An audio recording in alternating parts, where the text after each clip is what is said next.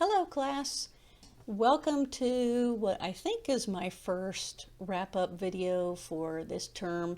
I used to do these every week, but now I just sort of produce a video when I have enough to talk about things that I've seen through the course, things I want to highlight. So I don't know when I'll do the next one, but for now, I'm just going to jump right in. If you see me looking down, it's because I am reading my notes, so I don't forget to talk about anything.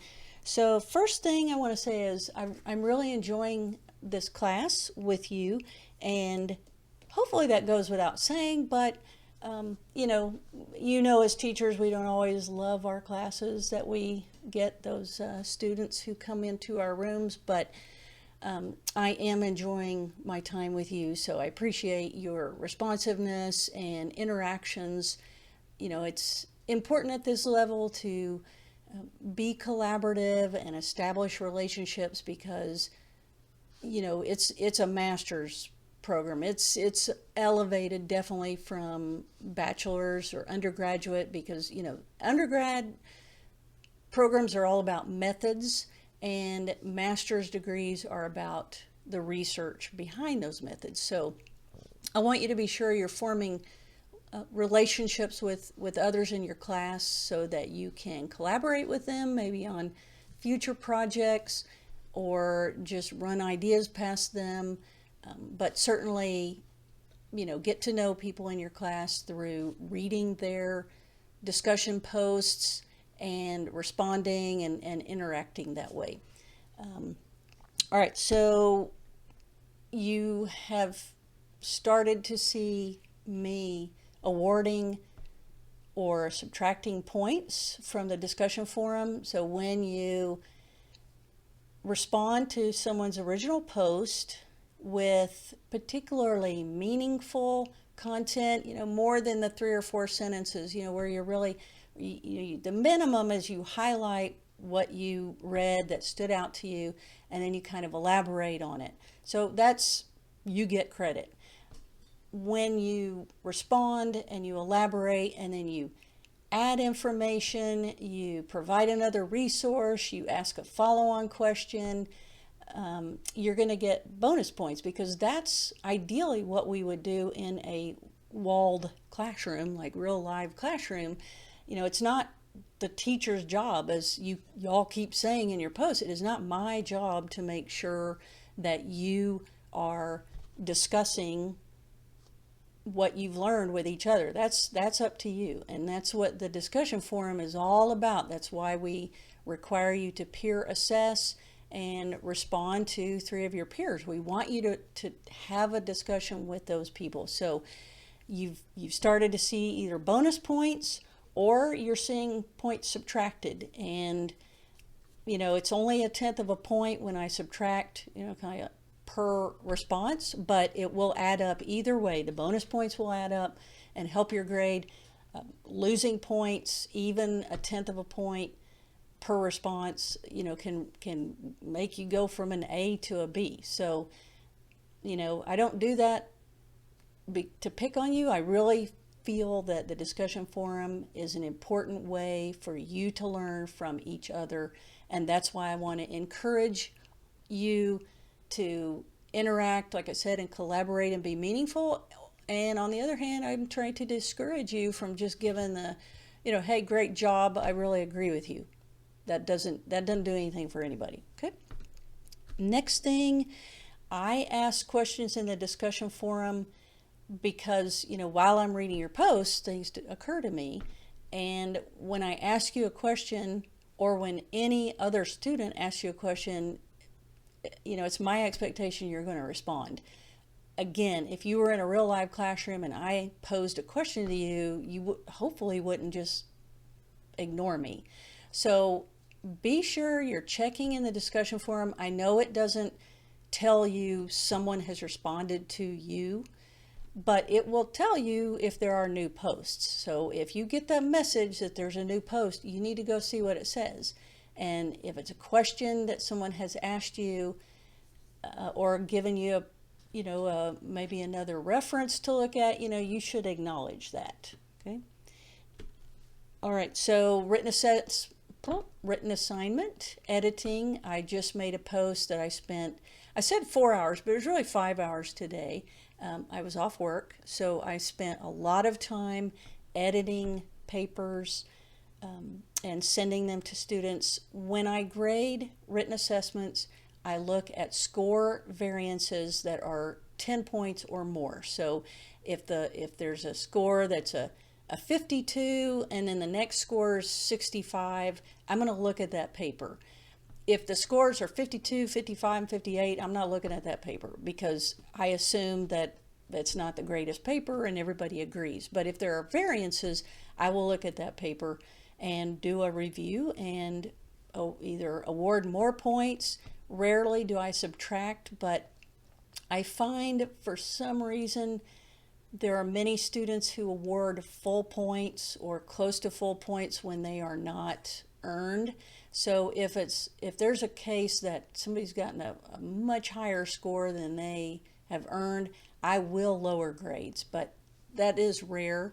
I will always raise grades if I feel like it's appropriate, and I will tell you in my feedback, here's what I found.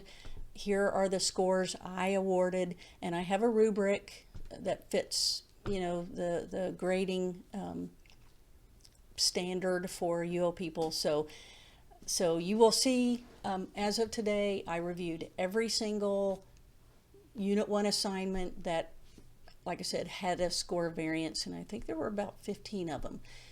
I also review everybody's feedback. So as an assessor, you should be providing feedback for the scores you award. So if you award 4 out of 4, other than saying, you met the requirements, I'm not really looking for anything particular, but if you take off any points at all, you need to explain why. So what I do, I'm taking a class, and what I do is I score as I'm reading that paper, and I write in there, here's what you addressed, here's what you didn't address, whatever the case may be. So I went through and looked at every single person's assessment score that Moodle assigns you, and if you provided exceptional feedback, I raised your score. If you provided limited or no feedback, I subtracted points. And again, that's only 10% of your grade, but it really can affect your overall score for the course. And I've given you examples in the I believe it's in the announcements forum, could be in the course forum, of how I expect you to grade in terms of feedback. So if you're wondering what I want to see, look at those posts. Same with the discussion forum.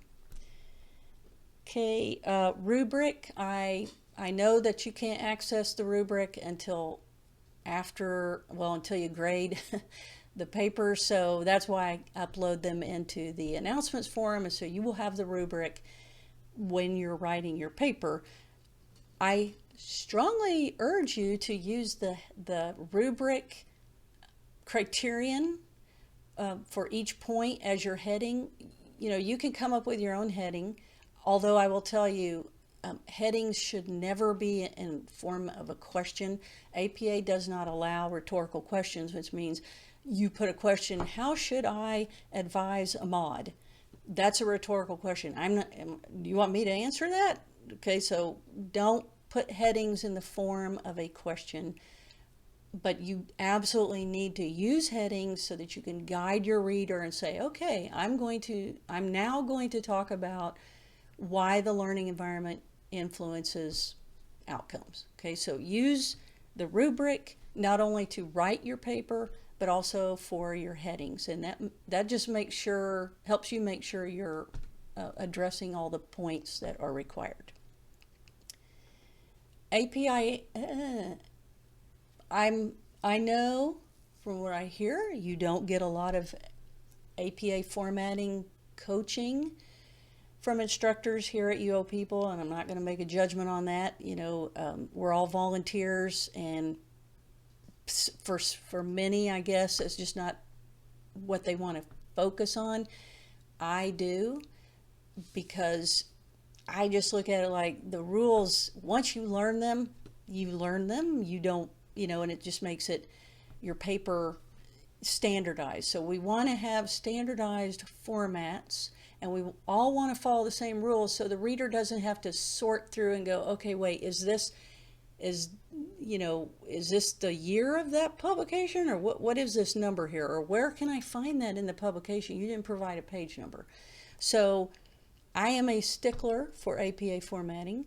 When I edited the papers, I focused on that, but I also focused on content. So I've gotten some comments from students, you only care about APA formatting, and that is not true. It's big with me, but so is the content. So I encourage you to visit apastyle.org, Purdue OWL, Excelsior OWL, the UL People Learning Resource Center. Just learn the rules, and you don't have to learn them again. So I consider myself an expert with APA formatting because during my doctorate, nobody explained it to me. Nobody edited papers for me. I had to go find the rules.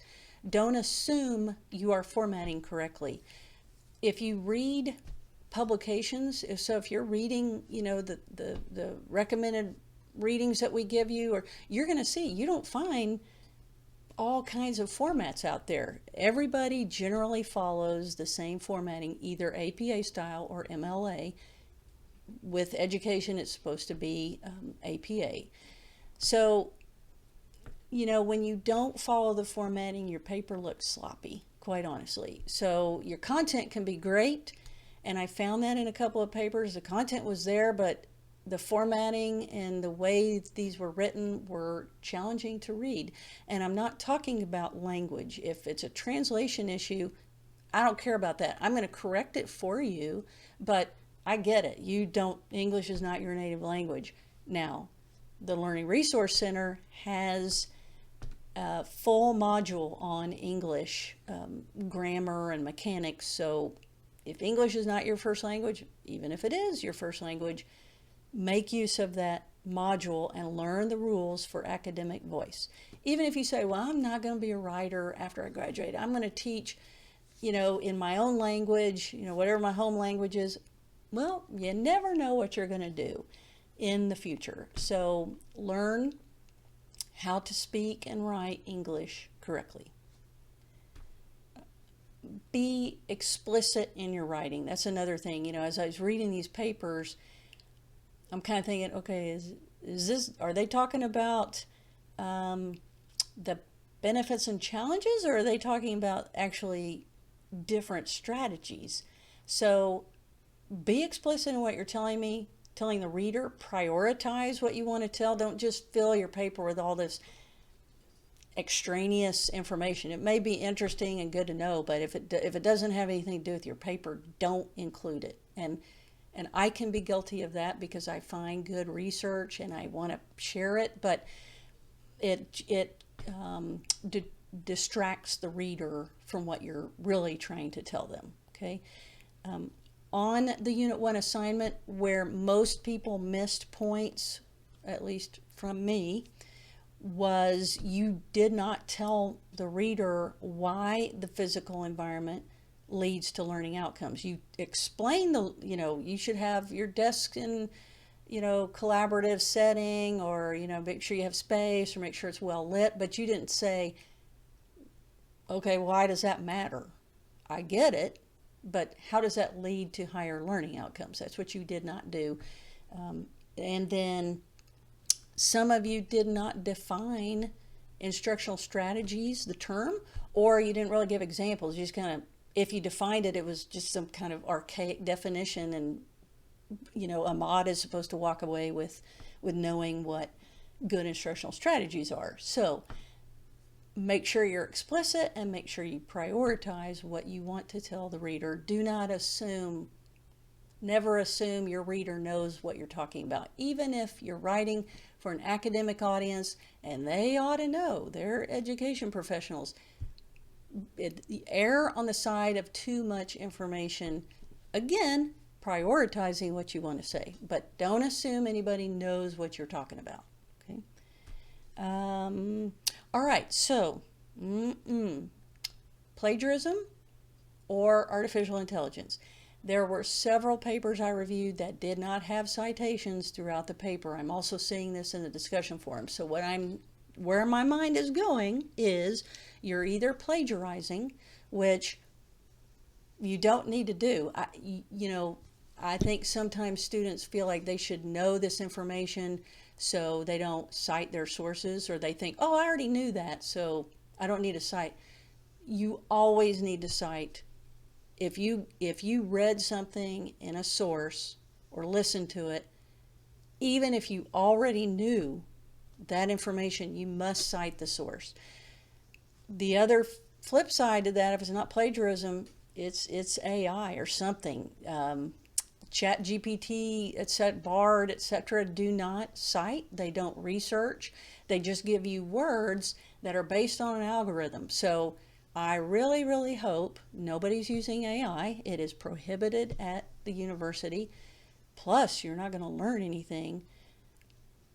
So just make sure you cite your sources so that, I don't have to worry about plagiarism or AI. Now, I run all the assignments through Unicheck, and I happily will say, so far, I've only found one instance of outright plagiarism. There are always going to be words that are repeated, that, you just can't find another way to say something. That's okay. But when it's just like directly from a resource, that's plagiarism. No way around it. Okay. And last thing, title pages, headings, not very many of them were correct. Got one that was really close, great job, but again, don't assume you know how to format and take it seriously. I think that you would tell your students to take everything seriously, so you should as well. Be professional, be a professional writer if you're going to be a professional educator. All right, so I think that's all I had. This is a particularly long video. The first one always is. I'm planning on having another Teams meeting, I think October 14th. I have something to do next weekend and tomorrow, so I can't have Teams meetings then. I'm always happy to meet with you individually. If you feel like you want to do that, absolutely, just let me know, and we'll schedule a time that works for both of us. I always also want to reiterate, there is no group project for this class. I will provide the rubric for you in Unit 7, but I don't want to give you the rubric now because you'll start working on it and you don't have enough information to do so. Your final project is to put everything together from this class. So just know that. But anyway, I think that's all I have. If you have any questions, please feel free to email me. Like I said, I'm happy to meet on Teams with you, or Zoom, I guess. I just default to Teams. Other than that, keep up the good work. And like I said, I really look forward to engaging with you and learning more about you. So with that, I'm going to say goodbye and have a great week.